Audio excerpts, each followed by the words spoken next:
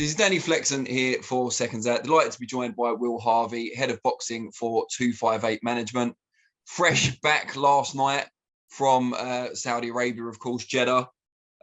Guess first place to start is reflections on the event as a whole. I know the result in the main event didn't go the way you would have liked, but came across certainly on TV as a massive event.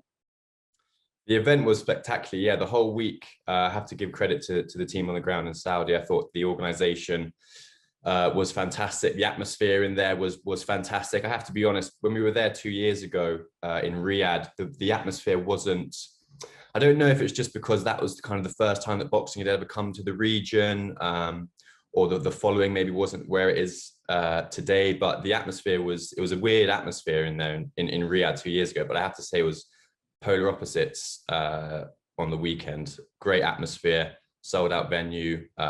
From a spectacle, the show looked fantastic. I thought all the fights on the cards were fantastic. As we said, we'll go into it in a second. Obviously, not all the results went the way we wanted to, but from the fan point of view, I hope that people were entertained. I think from top to bottom, the card performed very well.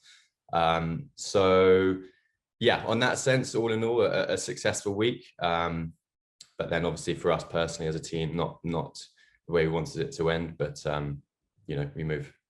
We'll talk about that in a moment, but just judging by the success and the growth of the audience in that region, presumably you'd be happy to go back there at some point in the future. Definitely, because do you know what, Danny? Like, I have to be completely honest. Like, to compare how we went when we were in Saudi 2 years ago to where we were on the weekend, not just in terms of the sport and the following of the sport, but actually in terms of the country, I noticed a real change. And I know this is slightly off topic, but even when we go out in public, when we were in Riyadh, we didn't really go out too much, but when we did, we went to sort of the public malls and stuff. And it was a bit of a kind of a strange, eerie atmosphere. And you didn't really, I think people were kind of surprised to see there. But when we were there on the weekend, it was very different. And I think just the fact that for example, we had Ramla on the card in the first female fight in history. And I think the fact that fight managed to take place and it was kind of followed and supported in the way that it was, shows that, you know, for me personally, I've noticed a lot of change for the better in the region, just even from an outside of a boxing perspective. Like, obviously, I still think there's a lot of work to do there. But, you know, it was kind of encouraging from us to see the difference from when we'd first been there a few years ago to the improvements that it's made to the weekend. So yeah, we will continue to go back there if we think that the impact that we're having is a positive one. And I had to say overall, like I said, the difference between the first and second trip shows that there's been a positive impact by the fact that we've been holding the fights there. So, you know, we'll see how the future plays out, but maybe one day. Now, switching to the main event, you know, slightly sensitive topic, of course, but it was the biggest news of the weekend. We have to discuss it. AJ had quite a lot of time, as it turned out, with his new trainer, Robert Garcia, since the start of the year. The general consensus is that he performed significantly better in this fight than the first meeting with Oleksandr Usyk, but also that at the end, in a close fight, he was the beaten man. What was your reflections on the fight? And was there a point during the fight where you felt that AJ was winning or was taking over or anything like that? Definitely. I think, you know, for starters, the camp was a really, really good camp. And I think this, and we'll maybe go into this later, but I think that's part of the reason why AJ was so emotional and so frustrated after the result, because, you know, there was no excuses. The camp was perfect. The preparation was perfect. He was boxing to the game plan exactly how they wanted to. And I think what it boiled down to, unfortunately, was that Usyk was just too good on the night. I had him winning, which I think the majority of the scorecards did, particularly after round 9. I thought he was up on the cards. I wasn't scoring it, but that was a general consensus ringside. And I think the judges reflected that as well.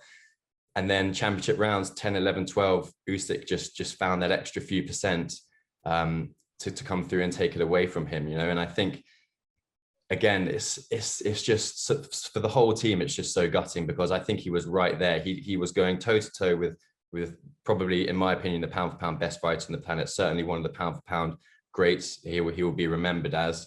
and he was right there. He pushed him all the way, and Usyk, I don't know. It was funny. I said to the guys at ringside, I think it was between rounds 9 and 10. He was just after the AJ had that massive round. He wasn't listening to his corner. He was just sat there looking at the ceiling, praying. And I could see him praying. And that is the only way that I can explain the last 3 rounds, because he, you think after a barrage like that in the 9th round, he had it. Usyk hurt, I think, particularly to the body. He was tired, and he just found an extra 5% to take it away from AJ in the championship rounds. And that's the difference at this level. Do you know what I mean? It's a few percent here or there. And I think that's what makes Usyk a great and a Hall of Fame. And that's what will make him a Hall of Fame, because, he showed a real champion spirit there to weather the storm. And then actually, particularly in the 10th round, a lot of people after a barrage like that would probably take the round off, get on your bike, try and move around. But Usyk said no. Do you know what I mean? He said, I'm going to come out even stronger. I'm going to stand toe-to-toe. I'm going to fire back with you. And perhaps AJ wasn't expecting that. I think that round at 9 took quite a lot out of him. And I don't think he was expecting Usyk to come back and respond in the way that he did. And that's probably where it started to slip away in the final round. So, I think Anthony has to be, and he might not think this at the moment, but he's got to be so proud of the performance he put in. As you say, compared to how he performed in September, there was a marked difference. It was a far better fight for him. He boxed the way that he should have boxed. He followed the game plan. He listened to instructions, and he was right there. He took him all the way, and he's just come unstuck at the last hurdle against one of the all-time greats. So I hope in time he can reflect on it and be really proud of a performance, because I think he would have beaten any other heavyweight in the world in the ring that night. But Usyk just found that extra few percent. With that in mind, when AJ lost to Andy Ruiz, he was winning the fight, walked onto a shot, kind of turned the tide, and then avenged it. The first fight with Usyk, got the tactics wrong, as we know. Does the fact that he was just beaten by the better man on the night this time around make it easier or harder to accept, do you think? I think it makes it harder, to be completely honest. And look, AJ can speak for himself, but in my opinion, as you said, the loss against Ruiz was just a freak shot from the gods. Do you know what I mean? He got lazy, his focus slipped for a second, and he walked onto a shot. It can happen. But he knew he'd put that one right. The first fight against Usyk, he boxed entirely the wrong game plan. He understands that, and he tried to box a boxer, and it's going to be an uphill struggle when you deploy those tactics against Usyk. So we knew that we got the game plan wrong. But this fight, like I said, there's no excuses from our side. The camp was fantastic. He boxed the game plan he was supposed to box. Sure, you can look back in hindsight and think, oh, I could have done this better, I could have done that better, but it's easier to say that now than actually, doing it in the ring. But for all intents and purposes, it was a great camp, and he boxed the game plan that he should have boxed, and he boxed to instruction, and it just wasn't quite good enough. And I think when you leave it all out there, and he knows that he put 110% into everything, and it still wasn't good enough, that is probably a hard pill to swallow. And I think that's why we saw the response from him that we did, because I think that's the first time in his career where he's really had to accept that he's lost to the better man on the night. Now, you alluded to the post-fight reflections of AJ earlier. What was your immediate reaction when he grabbed the mic and began his speech? So I wasn't in the ring, so I wasn't sure about what exactly was going on and what had been said and what had kind of started off the kind of upset that he was showing. Look, I think he's admitted himself it probably was not his finest hour in terms of the timing of the speech he wants to get. I actually think that people are potentially getting carried away with the criticism, though, because I understand that it was Usyk's time. He had just won it. It was his moment. And there's an argument that says that maybe AJ took the shine of that a little bit. But actually, he was very complimentary of Usyk. He was congratulating him. He was being respectful and sportsmanlike. And I thought he was showing class. But maybe the timing of it wasn't quite right. And I think he has addressed that in his social media post that he did last night, the statement he made. And look, it's easy for people to criticize, but they are not there in the arena. It's hard to understand and you will understand this, Danny, I think, for being in the venues.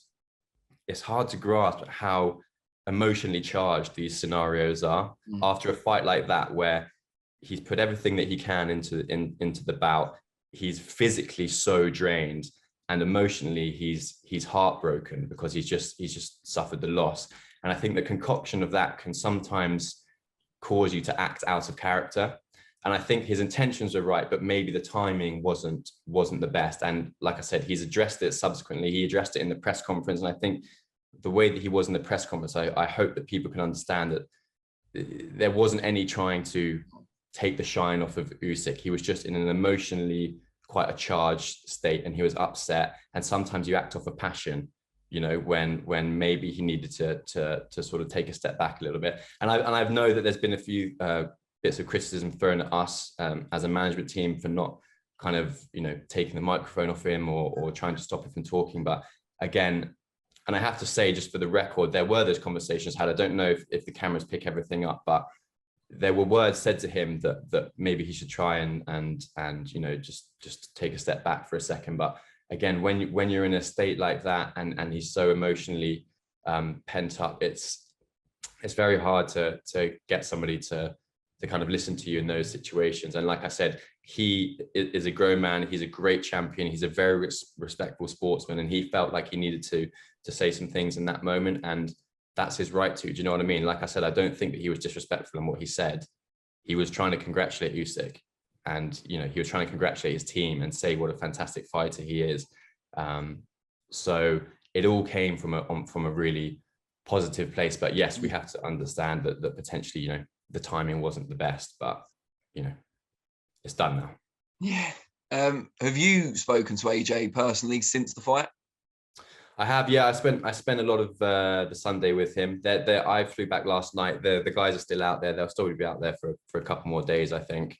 But yeah, we were all there as a team in the hotel the day after, just relaxing and unwinding, to be honest, sitting in this room, playing music, having a chat, playing pool, eating some nice food. You know, it was just a calm, relaxed day where we were all together, just reflecting on the performance, but also reflecting on what a great show that we'd put on. And you know, just again, sometimes I think it's so easy when you're in this job and you're so used to putting on these massive fights that it can kind of feel like the norm. But there was a lot of reflection that went on that day, just of more just like how far we'd all come and how pleased we are that we've actually, you know, for the last, that was 7 years he's been consistently in world title fights now. Yeah. For 7 years straight, only world title fights.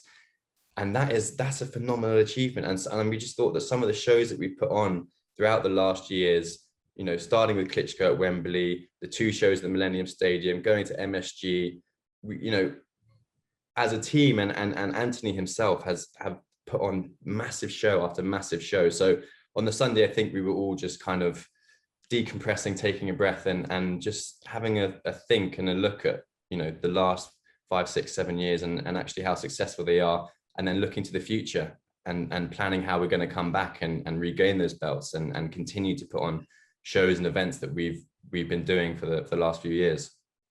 You talked about looking to the future there. Presumably there's been no kind of consideration of calling it a day. You know, I think most people would suggest AJ's still got loads to offer, loads of big fights out there. But after such a emotionally draining defeat, is there no kind of thought from him, maybe I've peaked, maybe this is it, maybe I should go out on as close as a high as possible? I don't think so. No, I mean, AJ's his own man and he can make any decision that he wants to, but there's been no conversation about that whatsoever. The only conversations are about how we can get the belts back. There are still, regardless of the belts, there are massive fights out there for Anthony Joshua right now. He's still a massive draw. And you know, I saw an interview with Joseph Parker actually before the bout, and I don't. Maybe it's just boxing pundits or fans, and maybe it's the fact that AJ's, you know, such a big draw. But there's always seems to be this clamor that if it didn't go his way, that this was the end of the road. But it's not the end of the road at all. It's only a loss. You can come back from a loss. Do you know what I mean? He's just gone toe to toe and lost by a very thin margin on a split decision to one of the pound for pound best fighters in the world. That's not an indication to me that you're not cut out to be performing at this level still, you know? So I don't really understand all the retirement talk. He very much wants to be 3-time heavyweight champion of the world. I still believe he can be 3-time heavyweight champion of the world. The route to that, we will have to sit down in due course and plan it out and see how everything plays out. There are a couple of different ways that I can see it happening, but absolutely no talk of retirement at all. And it's only how can we get back to where we want to get back to. That being said, it's too early to make these plans. Now he needs to have a few days off to decompress. He needs to let his body recover physically, emotionally. He needs to kind of get himself right.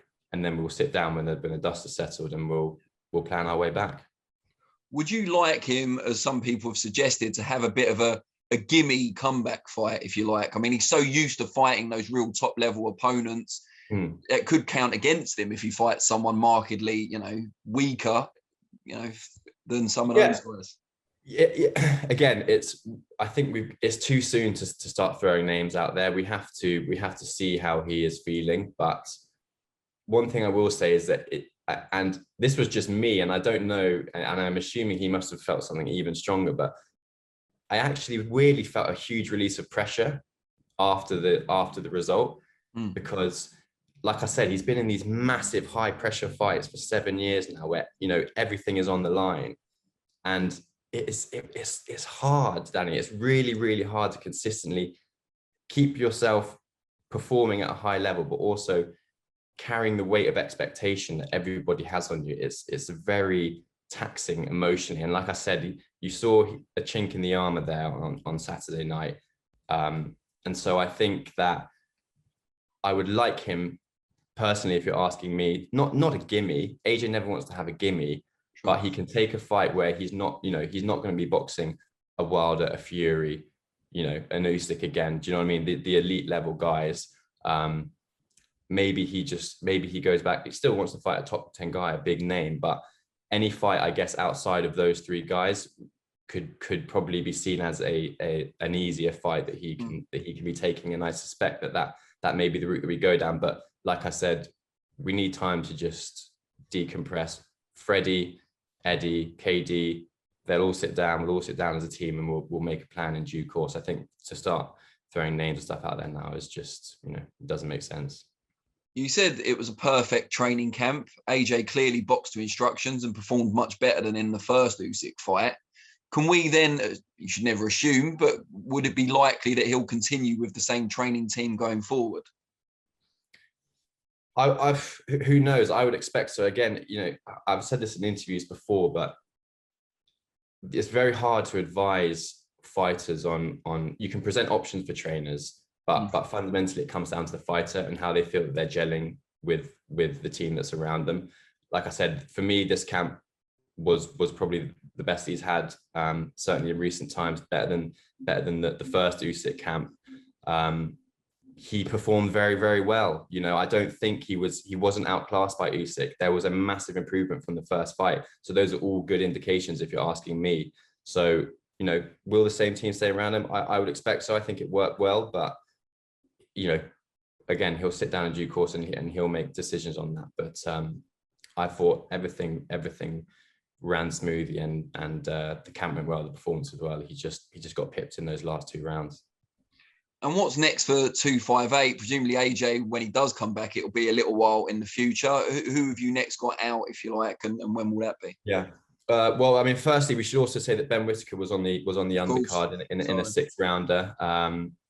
Ben, I thought, performed well. It was a good 6 rounds for him to get under his belt. The thing about Ben is that he sets very, very high standards for himself. And I think you saw that even in the Olympics when he won the silver medal. Like, he was not happy with winning the silver medal. So he expects a lot from himself. And I think there was a degree of frustration from him about his performance on the weekend. Maybe he felt like it wasn't as entertaining or as spectacular as he wanted it, but he won every round convincingly. He showed that he was levels above the guy who was 6-0 with 3 knockouts. That was not a gimme. And for your second fight in 3 weeks, I thought he'd done really, really well. He's also been carrying an injury, which, he's not making excuses, but his lead hand is not quite right at the moment. It wasn't right in the fight. And so he was probably boxing at far, far less than, the 100% that he would usually expect to be.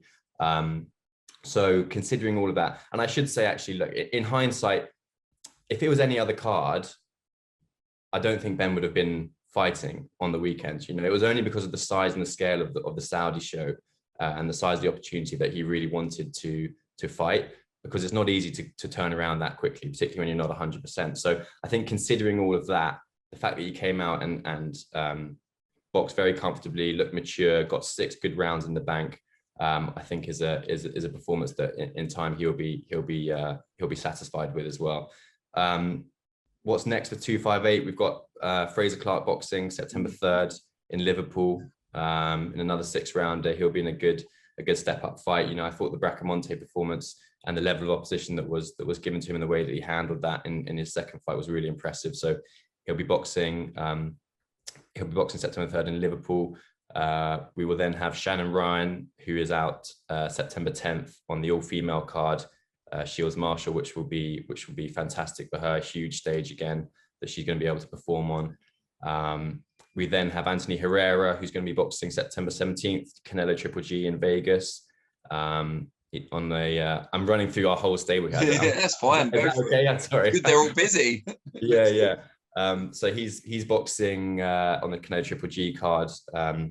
Frustrating draw for him last time out in Mexico. I don't think we're going to be going back to Mexico anytime soon. It was frustrating to say the least, the performance that the judges provided in that bout. So he'll get back out on that card in a decent step up as well.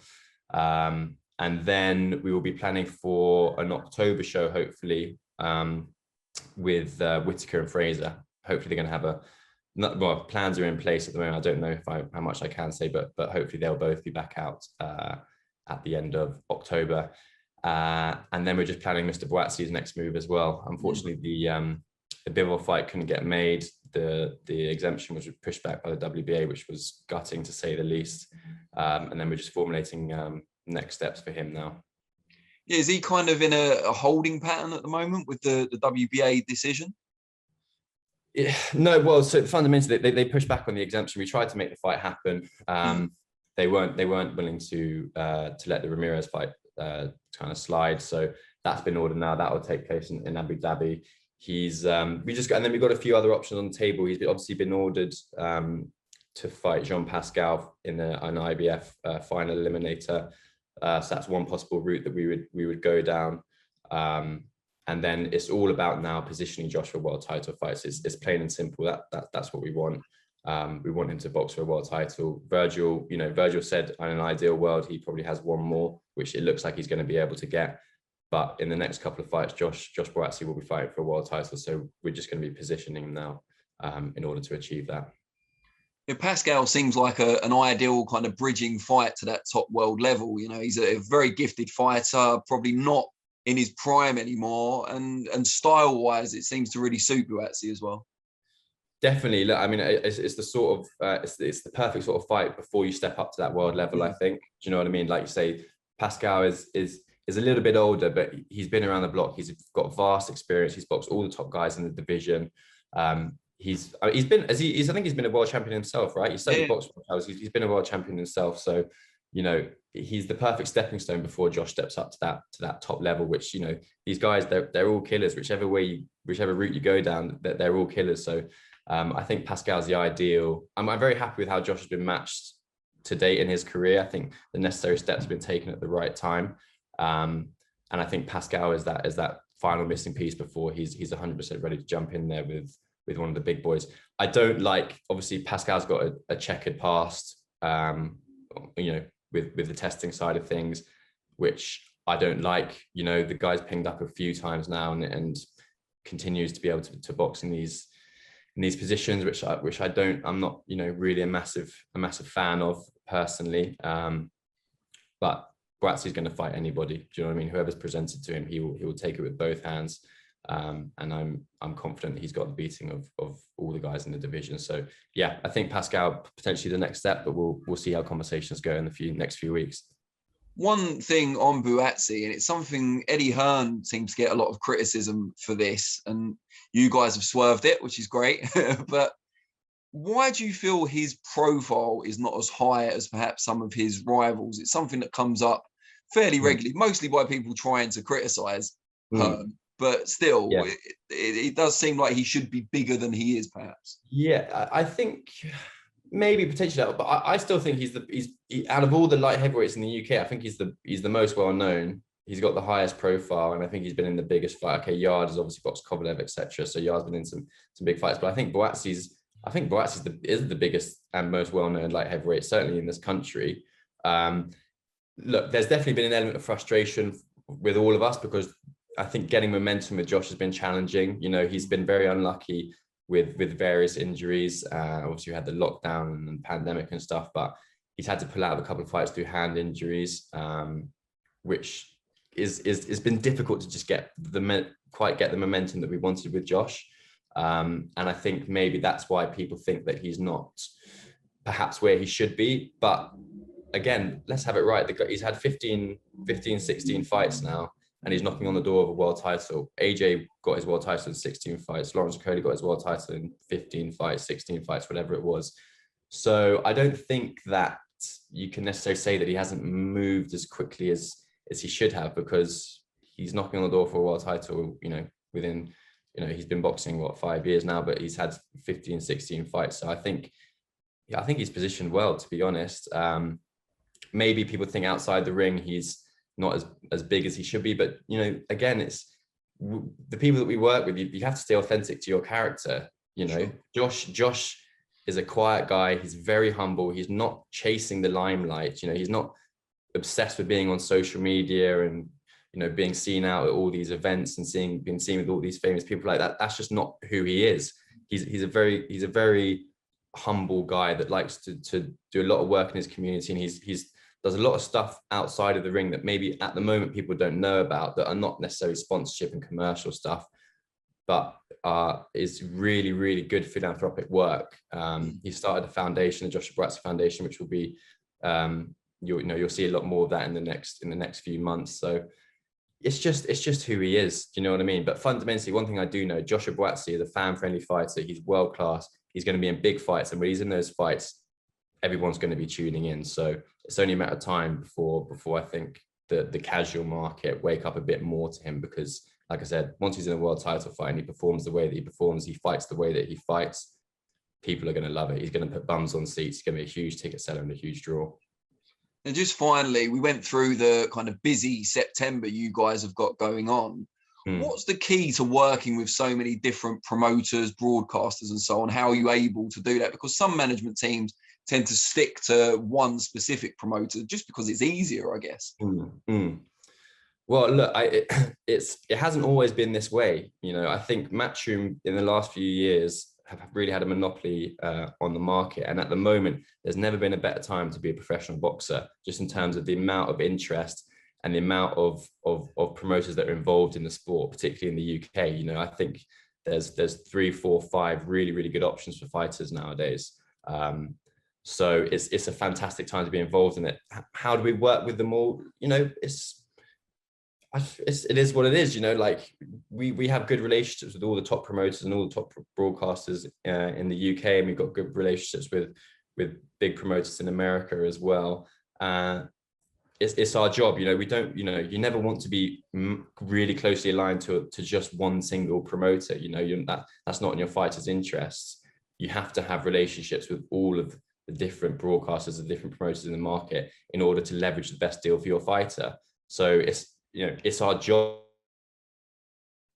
because we would never want to be too closely aligned to one. So, you know, we work with Gold. We've had fights with Golden Boy. We've got fights with Sky and Boxer. We've got fights with Matchroom.